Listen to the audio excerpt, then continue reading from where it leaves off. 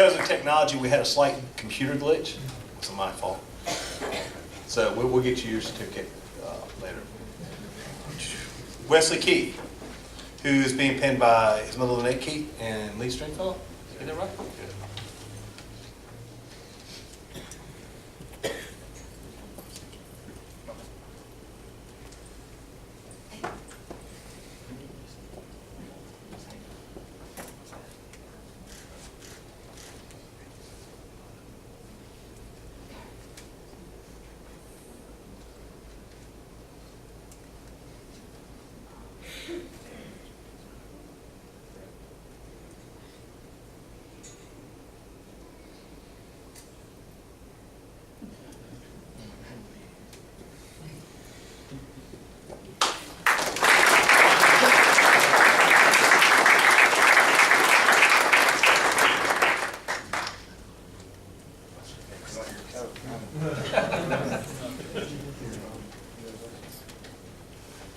Zach McKinnon and Robert McKinnon is going to pin them on. He's going to pin the badge.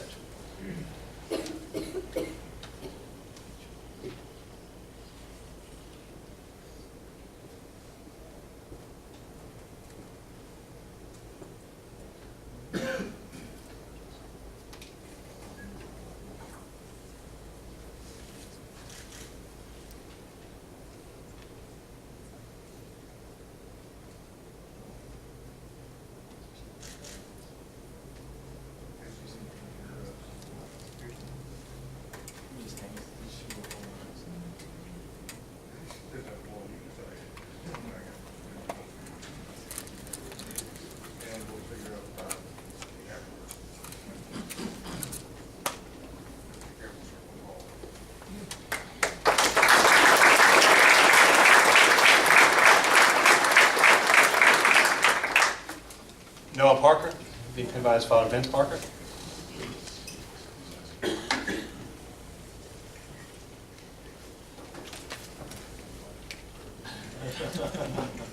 I think they have a bet as to who has blood drawn first.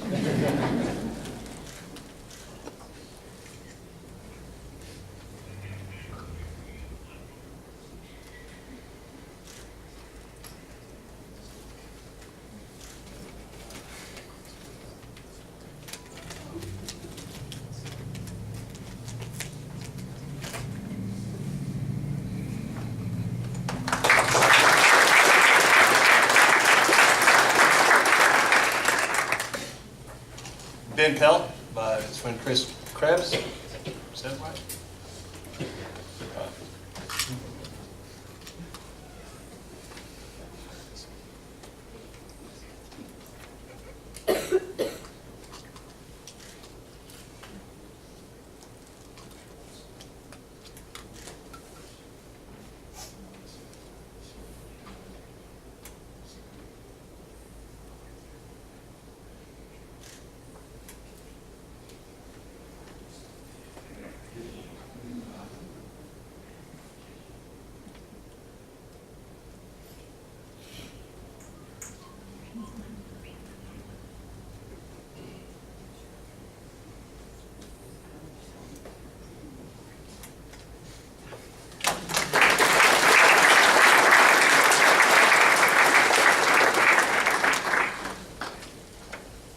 Gary Roberts, being pinned by Lieutenant Ron West from Gulf Shores Fire Rescue.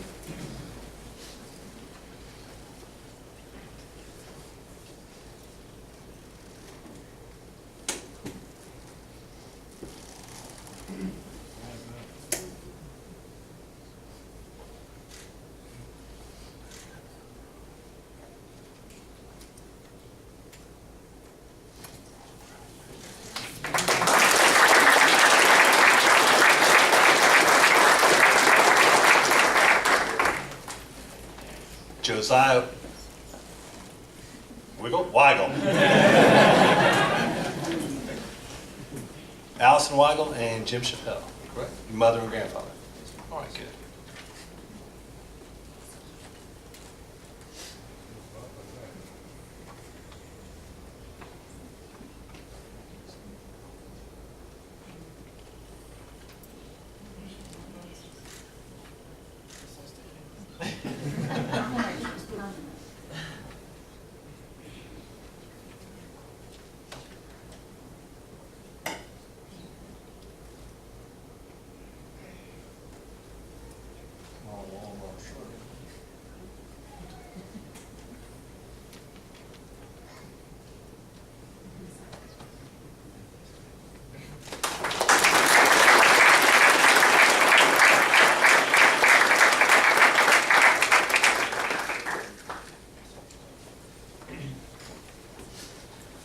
Oh, wait, that's right. And now, one of my favorites, Johnny Football, Trey Williams.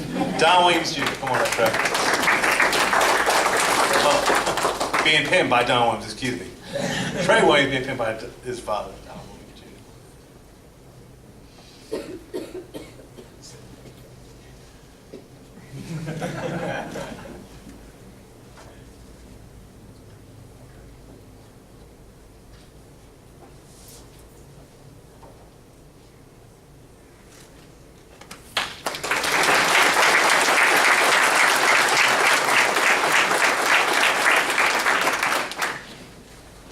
And we'd like to ask Chief Grace to come back up for just a minute, please. So, it's a token of our appreciation for Chief Grace coming today and speaking.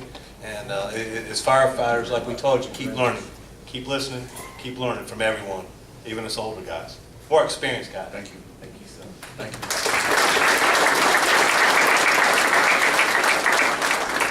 Now I'm going to ask Matt Russell, who's the Executive Director of Alabama Fire College, to come up. He could come up, and he has a couple of awards for the students, and then he will swear them in, give them their oath.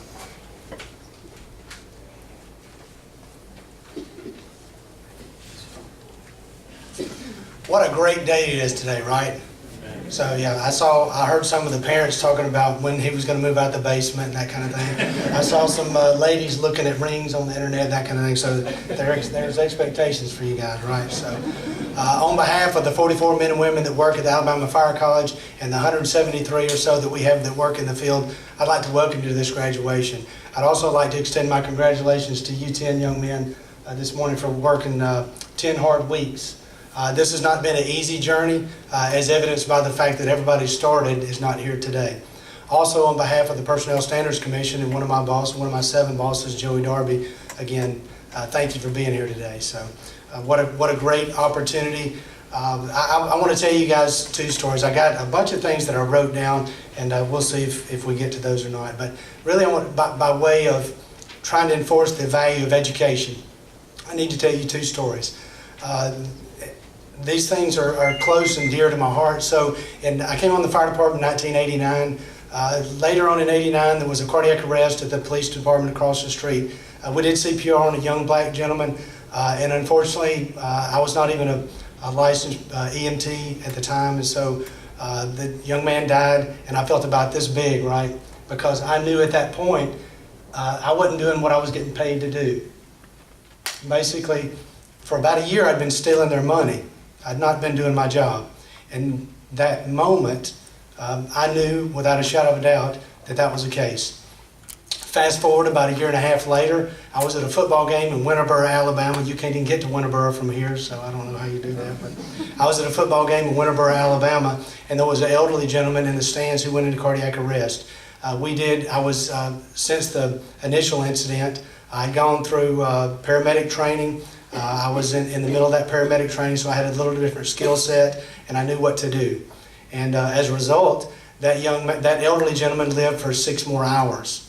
Okay, so 2 years later, I'm at the Shelby County Courthouse getting my tag, and a lady comes barreling around the counter. She's crying and boohooing. She's looking at me. She's focused on me, And so I look around to see if what she's focused on, if indeed it is me she's looking at, and that was the case. Well, as often happens to me, she jumps all up on me, right? Because I get that from time to time. So, as it turns out, that was her grandfather that had passed away. And she said, "You don't know what 6 hours was worth." So the point is, which person do you want to be? Do you want to be the guy that is accepting the money, not engaged, not involved, not invested in yourself and your career? Or do you want to be the guy who has the education, knows what to do, who has confidence, that can handle the situations and do what you get paid to do, which is solve the problems of the people that pay your salary? So which one do you want to be? That's the question. And just briefly, I'll take a little bit of privilege, and I'll, again, in the way of trying to teach. They say that 70% of what you know is gained through experience. Well, you guys have been through 10 weeks of experience, right? They say another 20% of knowledge that you have is through mentorship, through these guys. And hopefully that you can pick up some things from me if we cross paths at some point in the future. And only 10% of your knowledge comes from the classroom. So I've got a few words of wisdom for you guys, and I think by way of affirmation, I know that I'll see some nodding heads out there for these firefighters. One of the things that I say often, do what you get paid to do. You get a salary, people expect you to solve their problems, that's what you need to do. If one person's working, everybody should be working. Be the expert, find something and make it yours. Not everybody is good at everything, but some people are good at that one thing that provides diversity in your group. So find that one thing and make it yours. Take it to heart. Stay fit. We've already heard this. Physically, psychologically, mentally, academically, and spiritually. The guy that you need to make a relationship with is the pastor, because he is going to have some advice for you, because things are going to get tough from time to time. Be a problem solver. Don't put all your eggs in one basket. You never know when the fire department is not going to be there. So don't put all your eggs in one basket. Find something else to do. Seek opportunities to grow.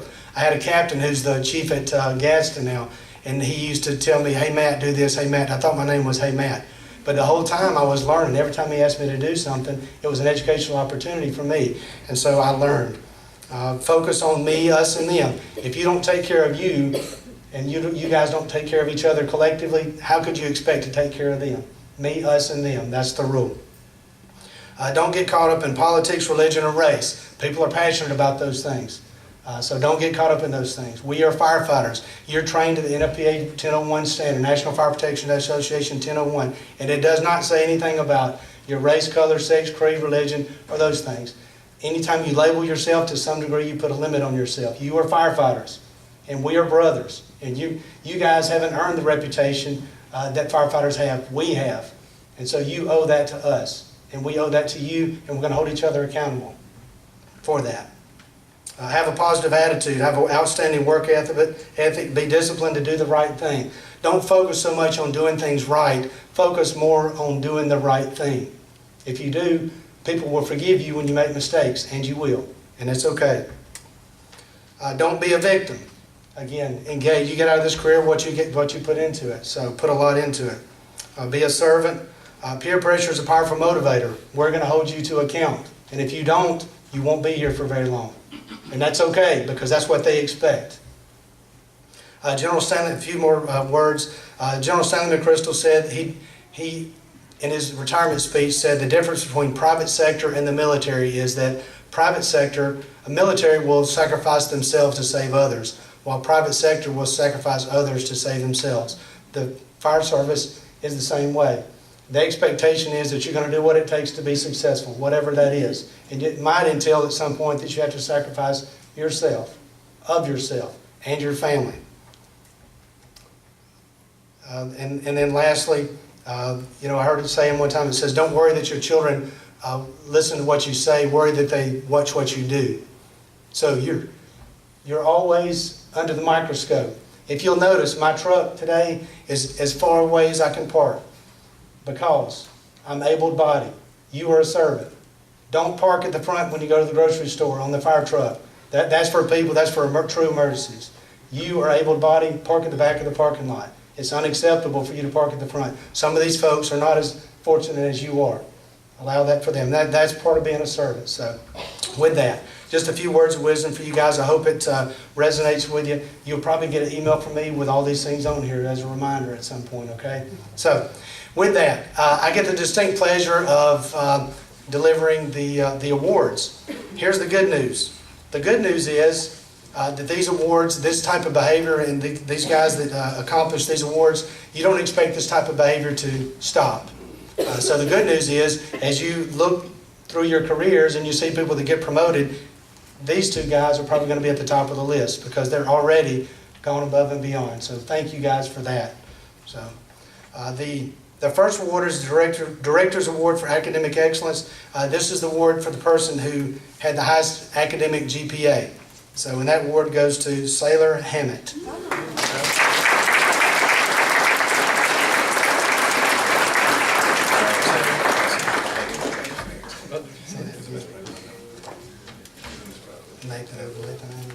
Okay, so let's try that again. So, stand down.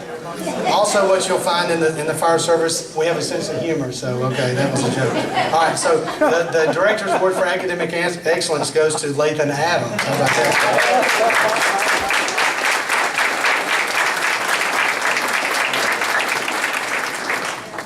All right, and so secondly, the Leadership Award. So this is the award that was voted on by the students, and that award does go to actually Sailor Hammock.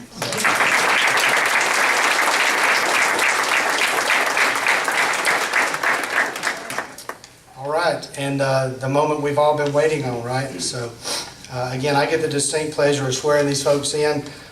Again, congratulations, young men. So if you will, do me a favor, stand up. Raise your right hand, please, and repeat after me. I do solemnly swear I do solemnly swear that I will support and defend that I will support and defend the Constitution of the United States the Constitution of the United States and the Constitution of the State of Alabama, and the Constitution of the State of Alabama, that I will faithfully and diligently that I will faithfully and diligently serve my community